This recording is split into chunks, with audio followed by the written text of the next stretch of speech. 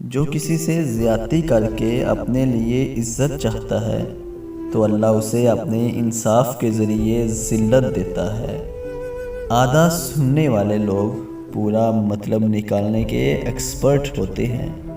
کچھ لوگوں کو لگتا ہے کہ مجھے ان کی چالاکیاں سمجھ نہیں آتی، پر میں خاموشی سے ان کو اپنی نظروں سے گرتے ہوئے دیکھتا رہتا ہوں۔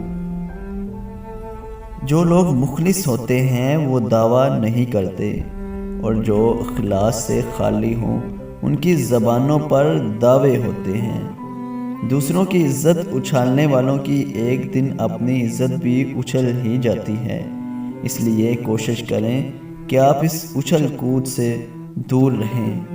منافق کو آپ کا دکھ اور حاسد کو آپ کا سکھ ایکسپوز کر دیتا ہے۔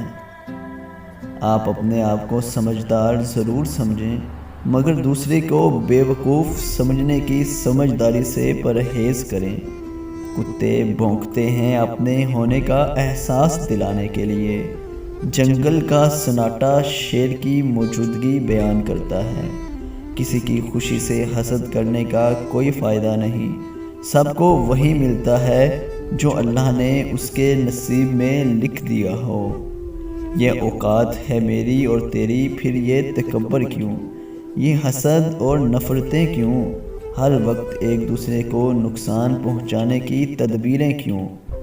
دوسروں کو نقصان پہنچائے بغیر، ان کو بدنام کیے بغیر، ان سے حسد کیے بغیر، ان سے الجھے بغیر، ان سے آگے نکل جانے کا ہنر سیکھیے۔